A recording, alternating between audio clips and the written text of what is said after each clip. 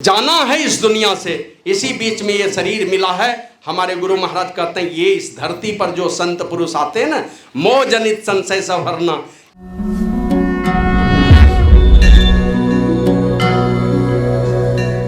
सोच रे मनी से पा भला क्या किया, बहुत कुछ किया, बहुत चमत्कार का काम किया, लेकिन पांचों पापों से बचा नहीं सका।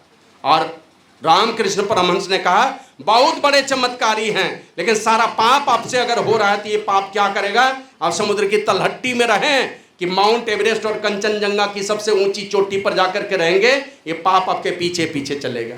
बाबा कबीर तो कहते जपना है तो जपले रे बंदे, आखिर तो मिट जाएगा। और कहे कबीर सुनो भाई साधो, करनी का फल पाएगा। करनी का फल आपके पीछे पीछे चलने वाला है, थोड़ा भी पाप हुआ तो छोड़ेगा नहीं।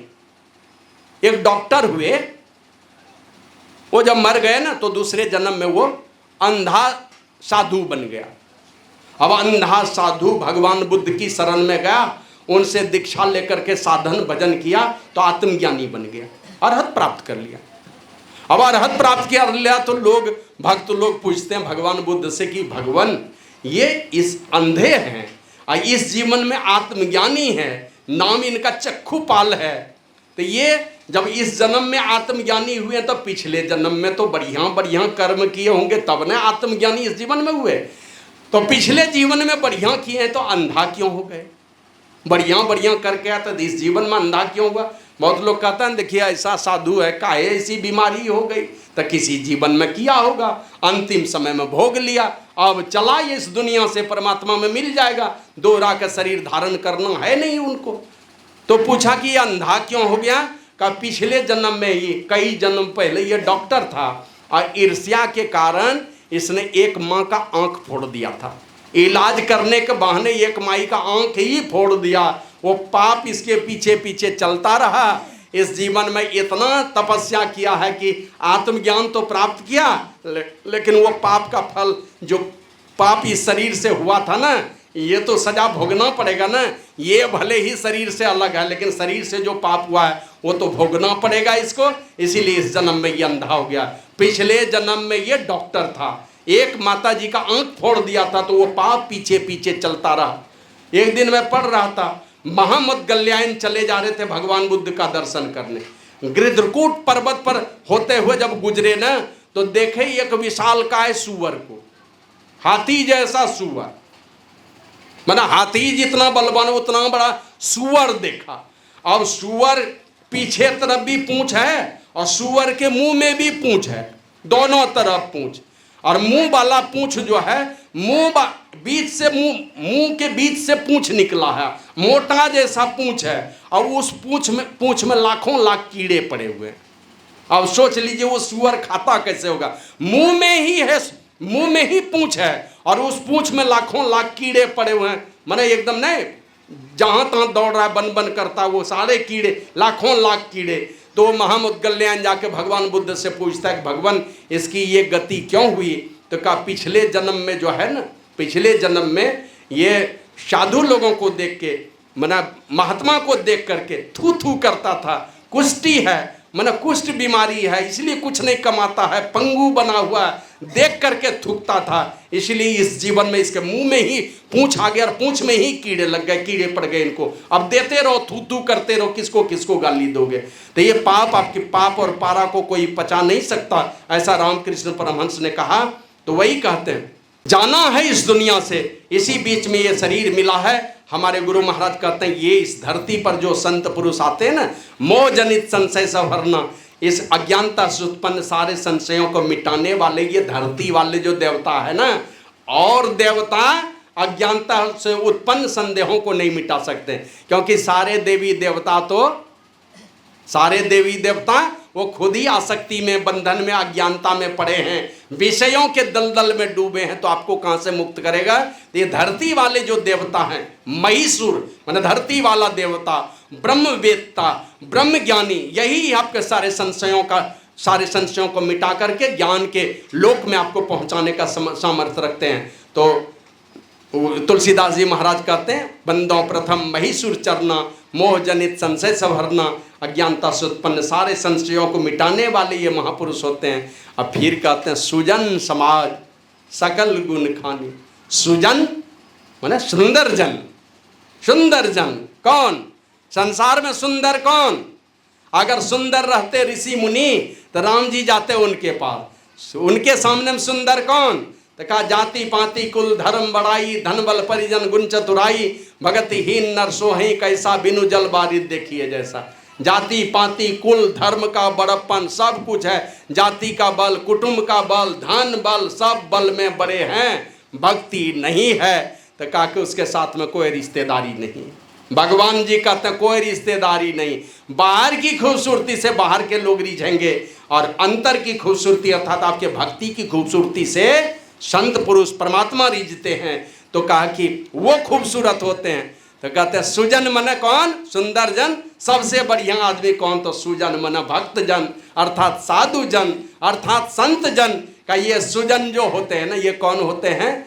सुजन समाज सकल गुण खानी, सारे सद्गुणों के खजाना है ये सुजन समाज जो होंगे। जो भक्त होंगे अंदर से ही दया है, ममता है, करुणा है, प्रेम है, सब अंदर में भरा पड़ा है, वो खजाना है। यहाँ से बाहर जब तक में हैं इस नगरी में तिमिर समाना भूल भरम हर बार, और खोज करो अंतर उजियारी छोड़ चलो नवद्वार। ये नवो द्वारों से ऊपर उठा करके जहाँ पर काम क्रोध ईर्ष्या द्वेष इसी की हवा बहती रहती है, आपका मन इसी विकारों से ग्रसित रहता है। और यहाँ से जिसने उठा लिया संतों के युक्ति से साधन करके चौथी अवस्था में चला गया, वे हो जाते हैं सुंदर जन। माने परमात्मा के जो जितने निकट वो उतने सज्जन, जो परमात्मा से जितने दूर वे ही हो जाते हैं दूर जन।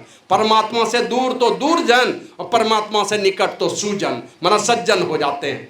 और जो सज्जन हो गए, मैं तो कभी कभी कहता हूँ बस गाड़ी में बैठते हैं, कहाँ पर बैठते हैं? टिकट कटाते हैं तो सब चाहते हैं कहेगा देखिएगा ड्राइवर के अगल बगल में 1 2 3 4 नहीं तो 7 8 9 13 14 तक में कहीं दे दीजिएगा। वो जानता है इतना वाला सीट सब है ड्राइवर के अगल बगल में, पीछे कर देगा 30 40 41 वाला सीट देगा तो जानता है पेट का सारा भोजन पता नहीं कहाँ उल्टी करवा देगा, ठिकाना नहीं। पीछे में जर्क है ज़्यादा, ड्राइवर के अगल बगल में माना परमात्मा रूपी इस संसार में रूपी गाड़ी में जो परमात्मा रूपी ड्राइवर के जितने निकट रहता है उसके शरीर में क्या कहते हैं? जर्किन होता है कम, माना उछल कूद कम होता है। क्या कहते हैं? उनके जीवन में उछल कूद कम होता है, दुख सुख की परिस्थिति कम बनती है उनके जीवन में, सदैव एक समान परिस्थिति सुख की परिस्थिति बनी रहती है। तो वही कहते हैं ये सुजन लोग जो है ना, सुजन समाज सकल गुण खानी, और इनको तुलसीदास जी महाराज कर रहा हूँ प्रणाम सप्रेम सुबानी। प्रेम से मैं कर रहा हूँ प्रणाम, मैं प्रणाम करता हूँ सुजन समाज को सप्रेम माना प्रेम सहित, और कर रहा हूँ प्रणाम सप्रेम और सुबानी माना सुंदर वाणी से, मधुर वाणी से, और प्रेम से बोलता हूँ। प्रेम से भी बोलिए लेकिन उनके साथ में मधुर वाणी होनी चाहिए। उनको मैं प्रणाम करता हूँ क्योंकि ये सुजन समाज सारे गुणों के खजाना है, सब गुण इनके पास, माँ का, बाप का, भाई का, बहन का, सारा गुण है इनके पास में। और जो भी अच्छाई है सारे अच्छाइयों का भंडार ये भक्त लोग होते हैं, साधु लोग होते हैं। तुलसीदास जी महाराज कहते हैं इसको मैं सुंदर वाणी से और प्रेम सहित इनको नमन करता हूँ। फिर आगे कहते हैं साधु चरित शुभ सरीस कपासु, निरस विशद गुण में फल जासु, और जो सही दुख पर छिद्र दुरावा, बंदनीय जेहि जग जसु पावा। ये बंदनीय हो जाते हैं साधु लोग। क्यों?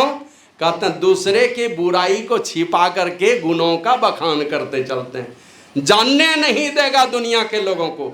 गुरु महाराज कहते थे ना, इतने मतलब नीच नीच लोग आते हैं, इतना उल्टा पुल्टा कर्म करके लोग आते हैं मेरे पास, अगर मैं बोल दूं तो दोहरा के नहीं आएगा।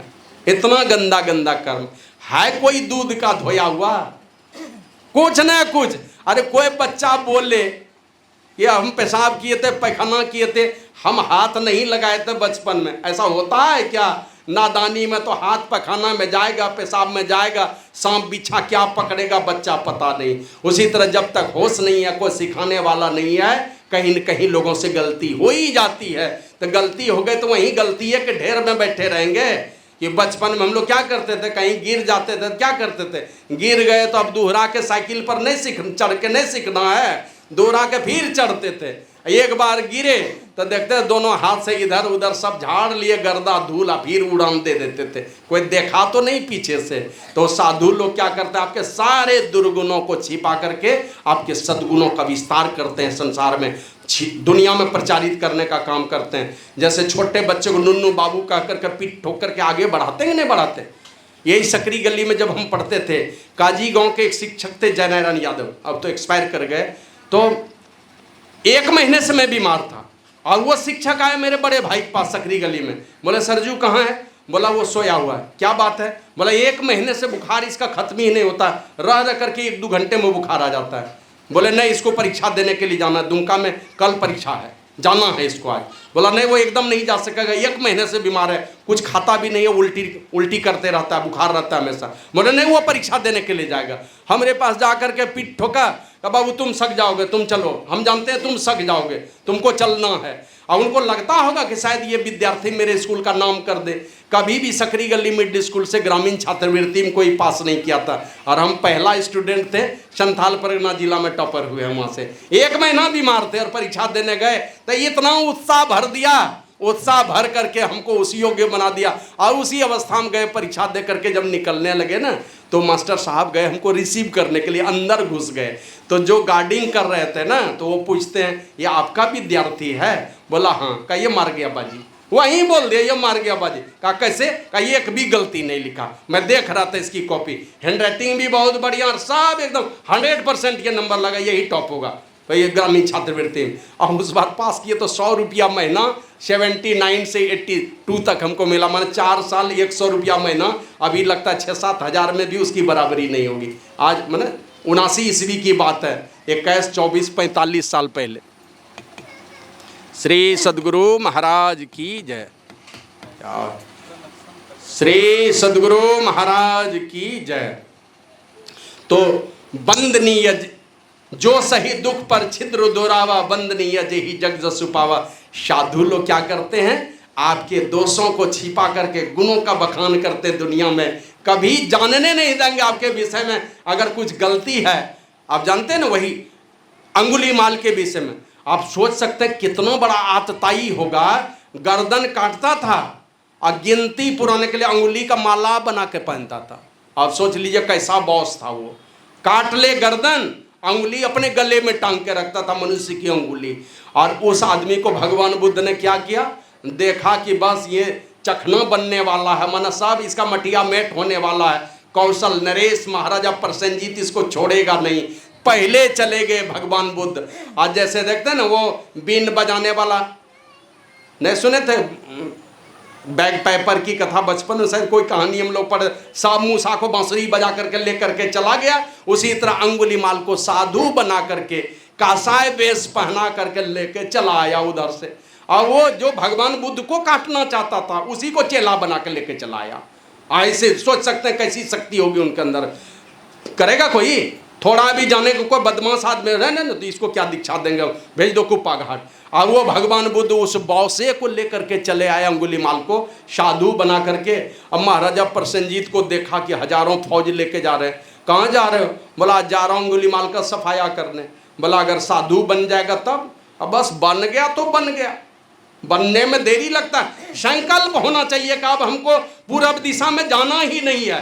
1 सेकंड में दिशा को बदल लेते हैं हम लोग। जा रहे हैं इधर, संकल्प ले लिए कि हमको पश्चिम में ही जाना, पूरब नहीं जाना है। क्या कहेगा, ये पूरब दिशा में जा रहा है? अरे कभी जा रहा था, अब तो संकल्प है कि हमको इस दिशा में जाना है। तो संकल्प शक्ति से बढ़ के कोई शक्ति नहीं।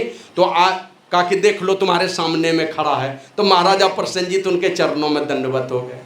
तो साधु पुरुष क्या करते हैं, आपके दोषों को छिपा करके आपके अंदर में जो सद्गुण है उसको बिखेर देंगे दुनिया में। आपके सद्गुणों का विस्तार करके दुनिया में आपके कीर्ति को फैलाने का काम करता है। इसलिए बंदनीय जेहि जग जसु पावा, ये संसार में बंदनीय जस को पाते हैं, ये खुद बंदनीय हो जाते हैं साधु लोग, क्योंकि पापी लोगों के भी पाप को छिपा करके सद्गुणों का प्रचार कर देते हैं ये, और उस योग्य बना देते हैं। तो इसलिए साधु की वंदना करते हैं। और इसका स्वभाव कैसा है, तो कहते हैं साधु चरित शुभ सरीस कपासु। कपास जैसा साधु का स्वभाव होता है। कोई स्वाद नहीं है कपास में, चख के देखिए तो नमकीन तीता मीठा खट्टा चरपरा कुछ नहीं है, ये कोई स्वाद नहीं है। साधु का चरित्र भी इसी प्रकार का होता है। अभी देखिए कहीं राम कथा भागवत कथा कुछ भी हो ना, देखिएगा भीड़ काहे है, बस नाच गान सब, लड़का लड़की खूब उछलो गाओ मनोरंजन करो, भले मन में भगवान के प्रति त्याग वैराग पैदा हो कि नहीं हो, नाच गाओ लो न खूब, बस हो गया। तो यहाँ साधु का चरित्र जो कपास जैसा बिना स्वाद वाला होता है, लेकिन कपास क्या करता है, धागा युक्त होता है।